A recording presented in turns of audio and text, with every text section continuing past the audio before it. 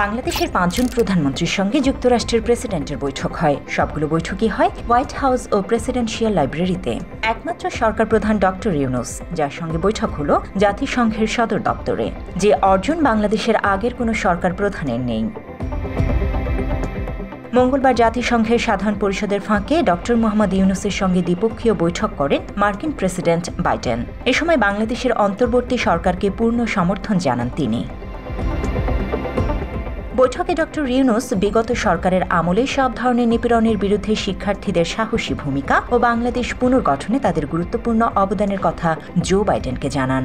ইউনূসের সঙ্গে আলিঙ্গন করে বাংলাদেশকে সব ধরনের সহযোগিতা করার আশ্বাস দেন বাইডেন। এর আগে বাংলাদেশের যেসব প্রধানমন্ত্রীর সঙ্গে যুক্তরাষ্ট্রের প্রেসিডেন্টের বৈঠক হয় তারা হলেন শেখ মুজিবুর রহমান, জিয়াউর রহমান, হুসাইন মোহাম্মদ এরশাদ, খালেদা জিয়া ও শেখ হাসিনা। ১৯৭৪ সালের ১ অক্টোবর হোয়াইট হাউসের ওভাল অফিসে প্রধানমন্ত্রী শেখ মুজিবুর রহমানের সঙ্গে যুক্তরাষ্ট্রের তৎকালীন প্রেসিডেন্ট জেরার্ড ফোর্ড এর বৈঠক অনুষ্ঠিত হয়। ১৯৮০ সালে জাতিসংঘ অধিবেশন শেষ করে বাংলাদেশের তৎকালীন প্রেসিডেন্ট জিয়াউর রহমান হোয়াইট হাউসে যান। তখন যুক্তরাষ্ট্রের প্রেসিডেন্ট ছিলেন জিমি কার্টার। কার্টারের সঙ্গে জিয়াউর রহমানের গুরুত্বপূর্ণ বৈঠক অনুষ্ঠিত হয়। ১৯৮৩ সালের অক্টোবর মাসে বাংলাদেশের তৎকালীন সামরিক শাসক জেনারেল এরশাদ হোয়াইট হাউসের ওভাল অফিসে দেখা করেন যুক্তরাষ্ট্রের তৎকালীন প্রেসিডেন্ট রোনাল্ড রেগানের সঙ্গে। বৈঠক শেষে রোনাল্ড রেগান ও জেনারেল এরশাদ একটি যৌথ সংবাদ সম্মেলন করেন। ১৯৯০ সালের অক্টোবর মাসের শুরুতে তৎকালীন প্রেসিডেন্ট জেনারেল এইচ.এম. এরশাদ আবারও বৈঠক করেন যুক্তরাষ্ট্রের তৎকালীন প্রেসিডেন্ট জর্জ এইচ.ডব্লিউ. বুশের সাথে।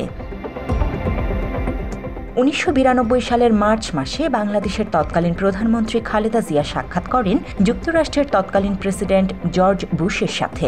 হোয়াইট হাউসের ওভাল অফিসে প্রায় ১ ঘণ্টা যাবৎ সে বৈঠক অনুষ্ঠিত হয়। ২০০০ সালে বাংলাদেশের তৎকালীন প্রধানমন্ত্রী শেখ হাসিনার সাথে যুক্তরাষ্ট্রের তৎকালীন প্রেসিডেন্ট বিল ক্লিন্টনের ২ বার বৈঠক হয়েছে। ২০০০ সালের মার্চ মাসে ঢাকা সফরে আসেন বিল ক্লিন্টন।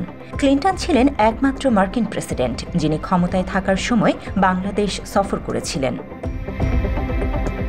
যুক্তরাষ্ট্র সফরে একমাত্র মোহাম্মদ ইউনূস জাতিসংঘের সদর দপ্তরে আমেরিকার প্রেসিডেন্টের সঙ্গে বৈঠক করলেন। ইউএন অফিসে এই ধরনের বৈঠক সাধারণত কোনো গুরুত্বপূর্ণ রাষ্ট্রের সঙ্গে করে থাকে যুক্তরাষ্ট্র। জান্নাতুল ফেরদৌস তমা, বাংলা এডিশন।